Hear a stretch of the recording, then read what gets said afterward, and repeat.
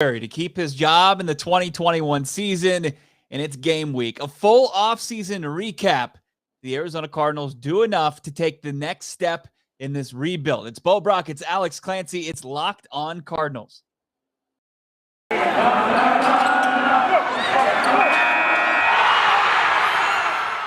You are Locked On Cardinals, your daily Arizona Cardinals podcast. Part of the Locked On Podcast Network. Your team every day.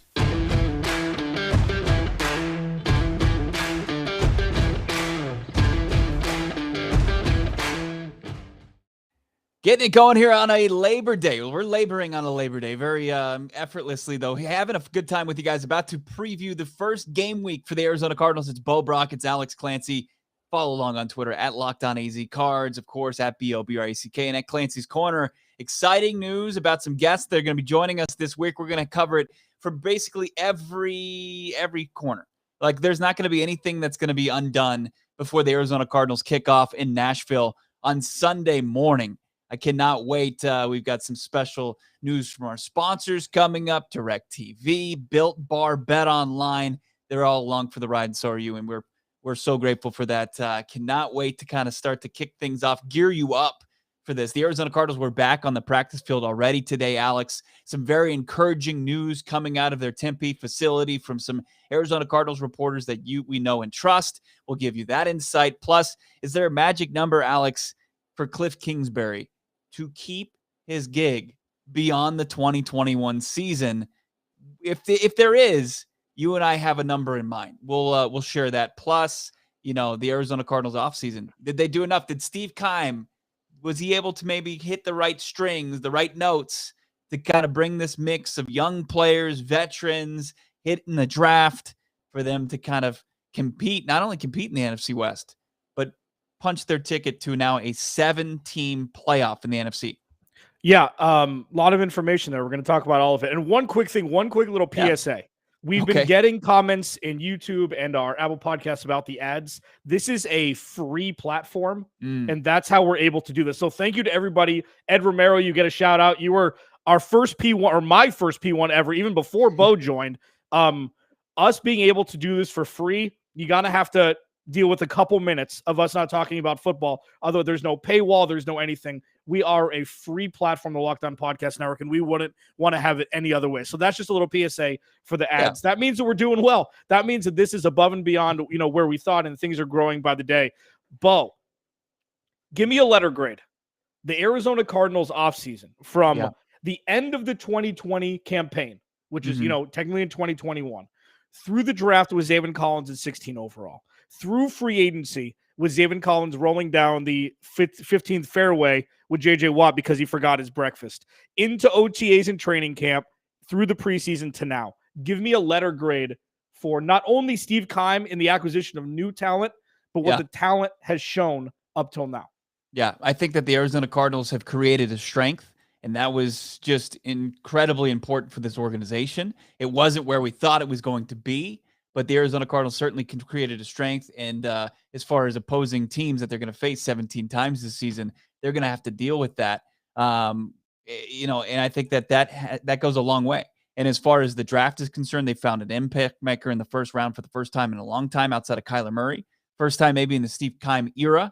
And with all that being said, I'll say a B-. I think that this, is just just close to, a passing grade. The only play I feel like they fell short or is going to get that kind of incomplete, and we're going to have to wait and see, is the playmaking opposite DeAndre Hopkins. I don't feel like they did enough. Things might work out. AJ Green, Rondale Moore, James Conner, and Chase Edmonds kind of being your RB1 might be, the solution. But as of right now, I think it'd be a little bit naive to think that. So I will give them a B-. I don't know if that's maybe too Kool-Aid-ish already, but I think it's a fair grade. Yeah. This is the best 1-2 punch that Steve Keim has drafted in one draft that we've seen so far. I feel like Zaven Collins, he got into the opposing backfield immediately in his first preseason game. Rondale Moore was featured. It seems to be forced the first week. Second week, it was kind of like, this dude can ball out. And I feel like, especially from the wide receiver in the second round, this is the best second round wide receiver Steve Keim has drafted in his tenure. I think they're in a good spot. I think B- is just where the Cardinals eat. The Cardinals have been a B- organization, averaged out since, Bruce Arians came in. Obviously, there were peaks, there have been valleys. It's been about a B or B-. And I think that's about right. I think I'd almost give Steve Keim a B just because of what J.J. Watt's going to bring to the table, what I think A.J. Green's ceiling is, but most importantly, what his floor is. And Josh Weinfuss, our boy from ESPN, Arizona Cardinals beat writer, who we have on here frequently, he said that A.J. Green looks good, paraphrasing one of his tweets from earlier today. Mm-hmm. I think A.J. Green's going to surprise people. This isn't nostalgia. This isn't me drinking the Kool-Aid on number 18, formerly of the Cincinnati Bengals. I think his floor is higher than what people give him credit for at his advanced age. Oh, wow.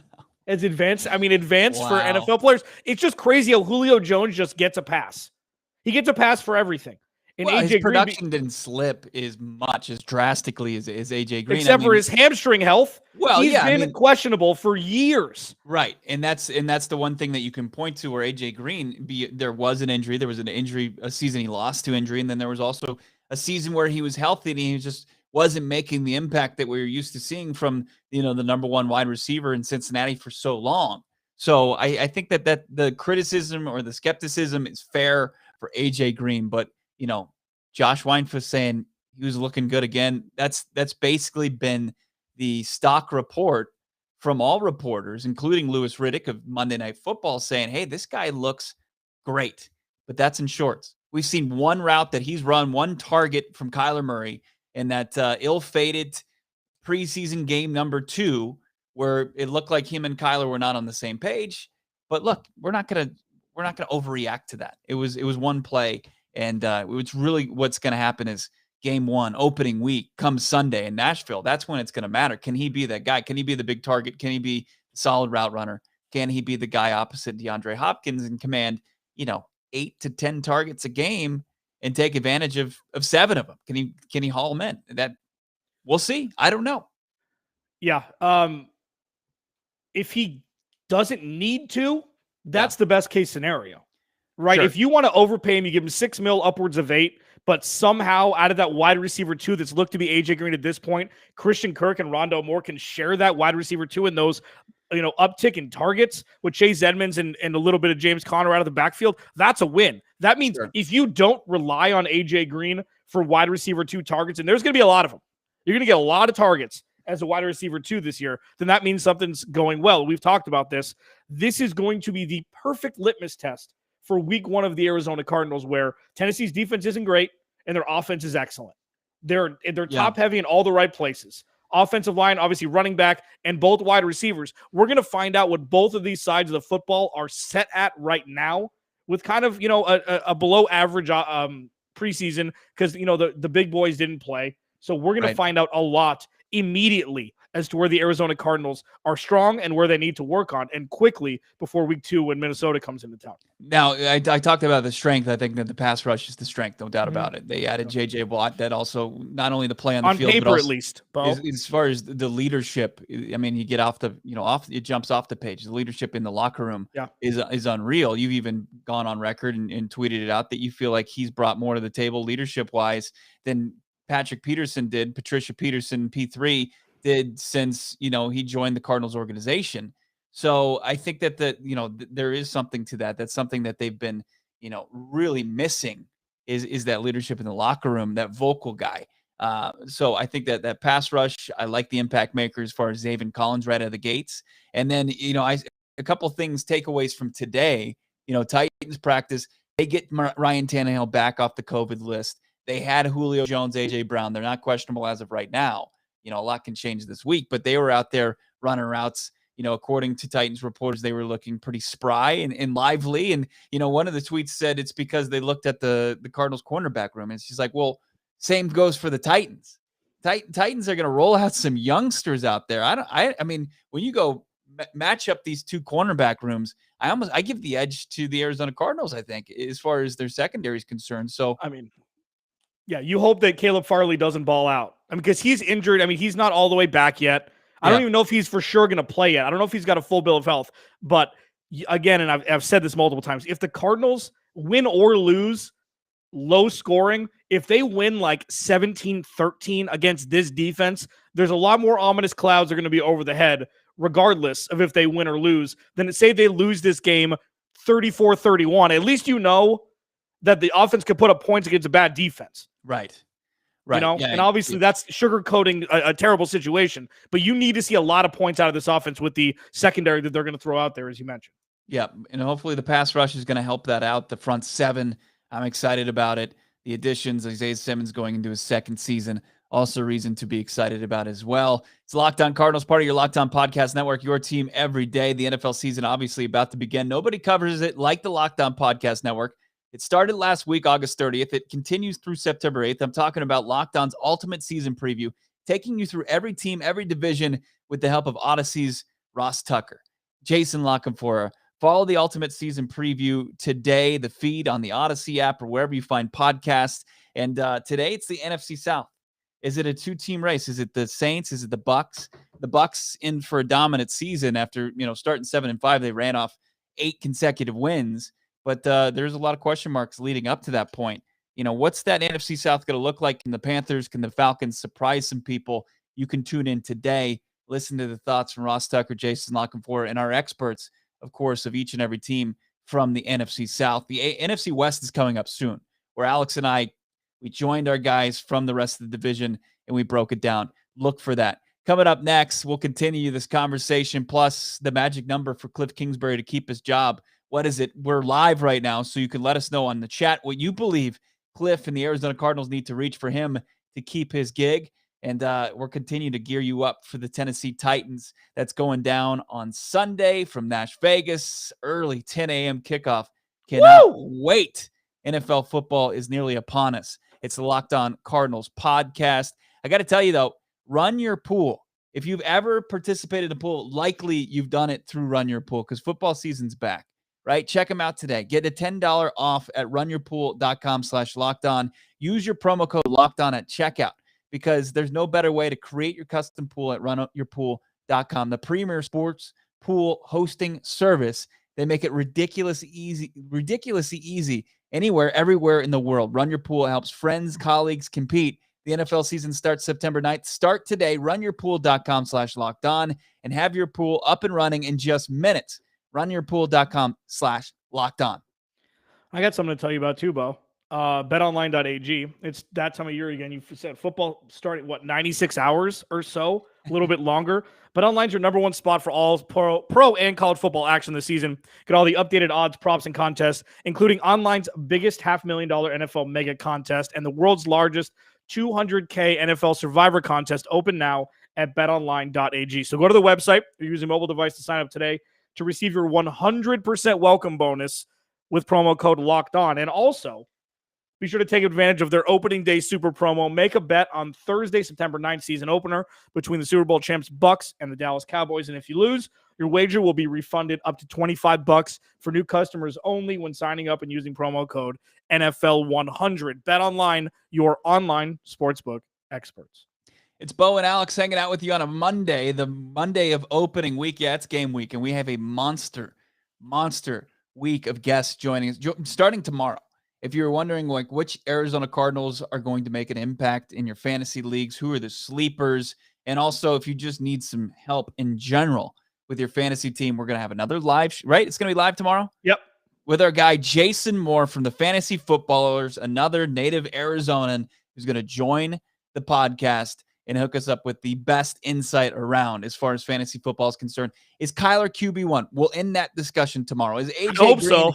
Is Alex Clancy speaking the truth when he's talking about AJ Green, DeAndre Hopkins? Where do you take him as far as your wide receivers are concerned? I've seen a lot of hype around Christian Kirk lately. Is Christian Kirk worth rostering in your fantasy football leagues? And is it safe ever to pick up that defense? Because I've been saying it. I think this is the strength of this team. Do you pick up that defense? Can they rack you up some sacks? Can they maybe get some turnovers this year? Hey, Bo, what's your fantasy defense? The Washington football team. Oh, I thought you picked up the Cardinals. We talked about this. You know what? I did. I've got two leagues. And I've got the Cardinals as my backup defense on the other league, just behind Baltimore. I think Baltimore's got a little bit higher floor right now. Opening up against Vegas might take that A little bit, maybe more opportunities. Derek Carr turning over the football. Yeah. All right, let's get into this conversation. So we both checked in at B-. I'm kind of sad that we went with the same grade there, but Alex has never seen a B- in his life, and he's pretty excited to just throw that one out there. Kliff Kingsbury. I was a solid 2.8529 student without trying. My mom told me I could do so much better if I tried. I just didn't try as much. Sure, the old try excuse, right? When old high school try. Kliff Kingsbury, he won 5 games in his first season as Arizona Cardinals coach. He went 5-10-1. They had the season-opening tie against the Detroit Lions. And then last year, it was a disappointing 8-8. I mean, if you would have told Cardinals fans at the beginning of last season, hey, this team's going 8-8, they'd probably been like, yeah, I'll sign up for that. I'll take Hooray. that. But the way that it ended and the loss to C.J. Beathard, who I think is a backup quarterback in Jacksonville now, did he make the team? I don't know. And then you've got John Wolford, who's not a backup for the LA Rams any longer, who started that game and beat the Cardinals. People were disappointed that they did not punch a ticket to the dance. So they go at 8-8. So the temperature as far as Kliff Kingsbury's seat, I think, as far as we've never heard anything internally from the Cardinals, but everybody's just saying, following the tea leaves and saying, hey, this is going to be a make or break year for K2. What's the magic number? How many games do the Cardinals need to win for him to be comfortable to go and know that he's got a job in 2022? 10. And it's not close. I mean, 10 is minimum. And even if they don't make the playoffs and they get 10 wins, that's the number. That's the only number I would say, you know what? Let's give the kid another shot. I don't care how many carbs he eats. If he's not a good head coach, he shouldn't be the Arizona Cardinals. He shouldn't be a head coach of the Arizona Cardinals. Bo, my hurdle for this since the offseason was 2-5 is what you need to avoid. Before we even talk about total wins, if they start 2-5, Cliffy Baby's gone. And I was under the impression that they would have kind of looked at Bill Belichicking it and firing him at the end of last season because, again, I don't think he's fit to be an NFL head coach because he hasn't ever been a good head coach. Ever. And it's not his fault. He's just not good at it. So we'll see what happens with this year with the premium talent that they brought in, regardless of age, leadership, etc. Colt McCoy is going to make his job easier. And I think that 10 is the number, even though this schedule is exponentially more difficult than what the Cardinals had to face last year. I don't think that's an understatement. I mean, with who the Cardinals played last year, quarterback-wise and defense-wise, the fact that they finished 8-8 last year should have been a fireable offense for Steve Keim and Kliff Kingsbury, but this is where we sit. I think that your criticism is a bit unfair. I mean, considering where the team was in 2018 and where it is now. I mean, as far as what it's been able to do. You can't give him credit for that. Yeah, you have to give him a little bit of credit. Was Kyler Murray the quarterback in 2018? No, I mean, he wasn't, but at the same time, so that's it. He's coming off of one season at the college level. To say that you're skeptical and that you have, your reservations about his play calling is one thing, but to say he doesn't have the ability to be a good coach, to say that he hasn't done some good things for this organization, I think that's wildly unfair. I mean, this team was brutal. Their defense was atrocious in 2019. Does he coach the defense? No, and that's one of the reasons I'm going to say that at Texas Tech, that's why he was never successful at Texas Tech. He didn't have anybody that could coach up the defense. They were one of the worst defensive units in the entire college ranks at that time. So now that he has somebody taking over the defense in Vance Joseph, who turned around everybody's thoughts on what VJ was as defensive coordinator, I think now we're going to get a true sense of who he is and if he can take a step in the right direction as a play caller. But I understand why people would think he can't. There were several reasons last season where you're like, okay, that didn't make sense as far as what he did in those situations. What are you laughing at? I mean, you're just kicking him the curb where at the same time, 90% of the people were kicking Vance Joseph to the curb and he completely made everybody do a 180. Yeah, the defense wasn't why the Cardinals lost last year. It was the offense. No, exactly. It was the thing Kliff Kingsbury was brought in to do. Well, yeah, exactly. But you're also dealing with Kyler Murray. There were a lot of different variables that went into that. Kyler Murray was not healthy. He didn't have Kyler Murray for the most part in the season finale against the top-ranked defense in the league. I mean, I think it's just to say that he's as brutal as you say he is. I just think that that's unfair. And to just kind of gloss over the fact that this team scored 14 points a game in 2018, he was able to get that up towards 23. And then they take the step in the right direction last season and over 26.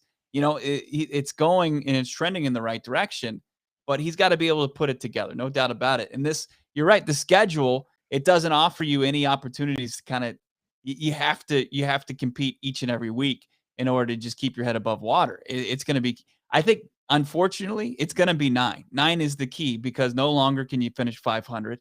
9 and 8 probably keeps his job because it's shown it's been progress each and every year. Now, does that get to the postseason? I don't know. If it's a 9 and 8 season and you're on the outside looking in again of the postseason, I think it gets a little uneasy. But also, I don't see anywhere where the Arizona Cardinals are going to run away. Any scenario where they're just they're going to be gangbusters and they're going to be 12-5. Do you? No, but because Kliff Kingsbury is the head coach. But let me just tell you this quickly. Comparing 2018 Cardinals to the 2019 Cardinals is like comparing Jameis Winston Tampa Bay to Tom Brady Tampa Bay. It's not saying that Tom Brady and Kyler Murray are the same by any stretch, but it's comparing two different organizations. It's comparing two completely different organizations. And I will stand on this fact that when you call a run-pass option as a play and Kyler Murray makes something of it, calling a run-pass option is the easiest play for an offensive coach to call because it's not on him to make the right decision. It's on Kyler Murray. Run-pass option is like punting on knowing what call to play, or what play to call. So Kyler Murray's ability to run the ball for the first 8 weeks, Kliff Kingsbury shouldn't get credit for that. He should get the knock for it not working in the second half of the season because defense is caught up and he's never changed anything. That's the difference. Kyler Murray's running in week 1 to week 8, or, their game 1 to game 8, and then game 9 to game 16. Nothing changed and defense is caught up. That's what happened. What's the low? How low can he go? How low can Kliff go without getting fired? Yeah. Probably 2 because they ain't firing anybody. No, I would say honestly, because they have 9 road games, 8. Because if it was flipped, I think 8 because of what we've seen, a winning record will allow him to keep his job, even though that's obscene. I think 8. The only thing that kind of expedites everything and turns the clock up and puts on the pressure is the fact that Kyler Murray is going to be eligible as soon as the season is over for that big money contract, and you'll have 1 real year of being able to build around his rookie scale contract. That's why they should have fired him last year. Well, I disagree. I mean, when you bring in this package and you made the decision long ago, in the 2019 offseason that you're going to go with this guy, there has to be some sort of patience. There has to be some sort, because what you've done in the past, and I don't know if you're just tuning in now, Alex likes, Brian Daboll from the Buffalo Bills is another unproven guy. He's been a play caller, just like Kliff Kingsbury has been his entire career. He's never been a guy that's been the head guy. Never. He's just as unproven as K2 was. I'd rather have the backup dancer to Nick Saban and Bill Belichick than rather have because the grass is always greener. That's it. Yes. This grass is dead. I mean, you're looking at Kliff. I mean, this grass is gluten-free, carb-free. You get the fruit truck during. I mean, I guess for your bodily health, this team needs some fat in the play calling. This team needs some McDonald's. This team needs something different. And sure, Brian Daboll being the backup dancer to Nick Saban and Bill Belichick, etc., that holds more weight nowadays. Brian Daboll than being a head coach. He's in those coaching trees, just like Kliff Kingsbury knew Sean McVay, and he was hitting him up to get an Instagram model a field pass. That's a very loose association to say. No, I think what about Eric Bieniemy? Disciple. Oh man, it's too fun. I didn't even know we were going this direction. Neither did I. Locked On Cardinals, part of your Locked On Podcast Network, your team every day. More insight from the Arizona Cardinals practice. Some very encouraging things happening there today in the Tempe facility. As far as the cornerback position, we'll look at what that's going to look like week 1 against Julio Jones, A.J. Brown, and Ryan Tannehill. It's all here. It's the Locked On Cardinals podcast. Bo, Brack, Alex Clancy hanging out with you. And DirecTV is going to make your life so much easier. It wants to take your favorite streaming shows and your on-demand favorites together like never before, which means you can watch your favorite sports, movies, and shows all in one place. You know what the best part is? There's no annual contract. You don't have to stop. You're no longer waiting to get your TV together with DirecTV Stream. You can learn more at directtv.com. That's directtv.com, Alex. Yeah, and while you're sitting watching DirecTV, you can eat some damn Built Bars. I just ran out. About to re-up. I think I owe Jason more box of Built Bars too. I think I promised him that, and I got to talk to him about that tomorrow. Built Bar is the best tasting protein bar on the planet. Built Bar likes to say it's the healthiest candy bar you'll ever have. Okay, there's 9 flavors: coconut almond, cherry, raspberry, mint brownie, peanut butter brownie, double chocolate, and Bo's favorite, salted caramel. There's a couple limited time flavors that float around. Orange and strawberry, 2 of my favorites. Like, these things are legitimately, I'm going to go off the copy here. The things are like 4 bites. They're all chocolate covered, and they don't taste like you're, tasting chalk or something. They're flavorful. They're excellent. They give you all the protein you need. Upwards of 18 grams of protein per bar, less 5 grams or 4 grams of sugar or less, 5 grams of net carbs or less.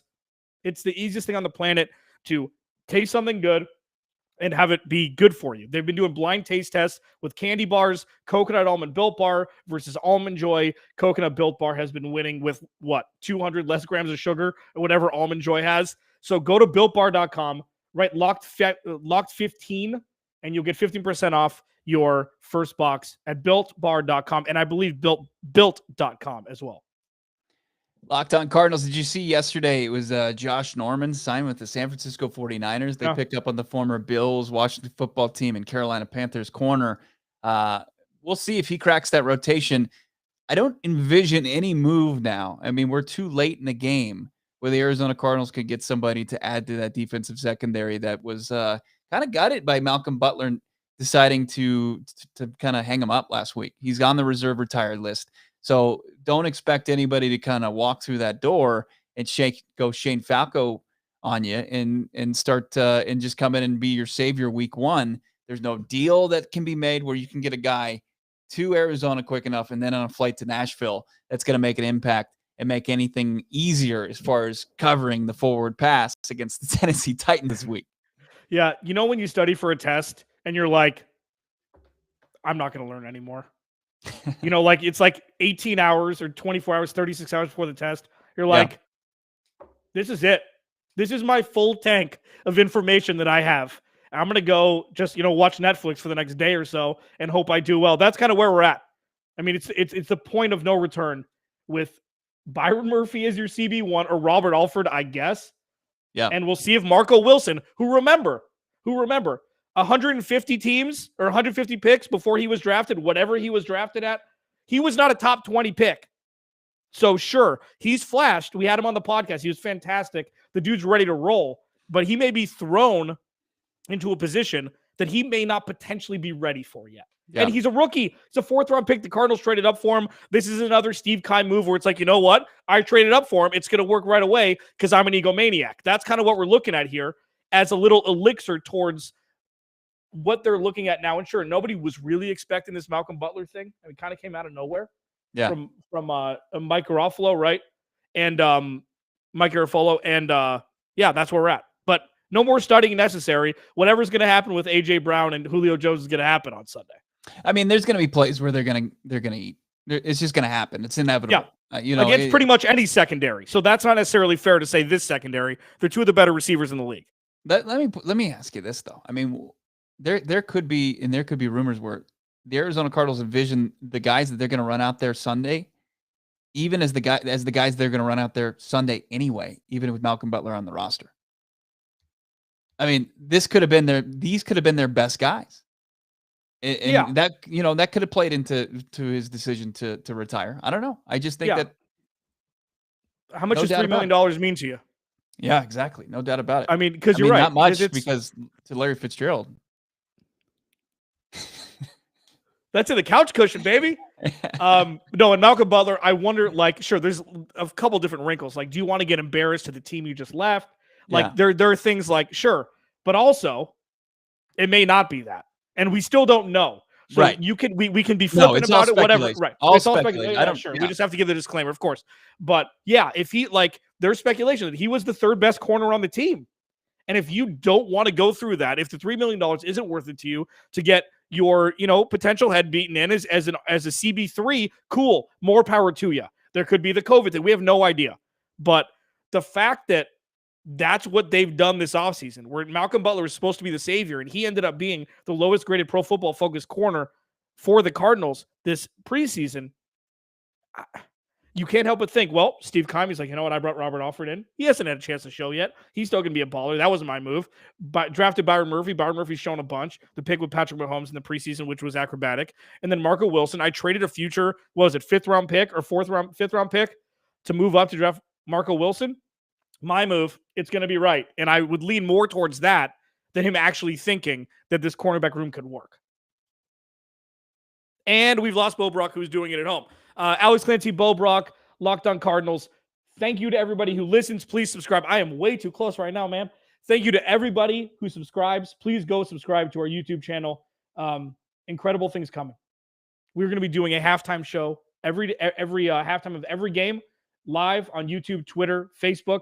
Great guests. We have Jason Moore coming up tomorrow from the Fantasy Footballers. I believe they're the #1 fantasy football podcast on Apple Podcasts. He's an Arizona boy too, so we'll get some love from his favorite team. Todd Furman, beast in the betting market, is going to join us on Wednesday. You've seen him all over Fox Bet, etc. I believe he's with CBS Sports now.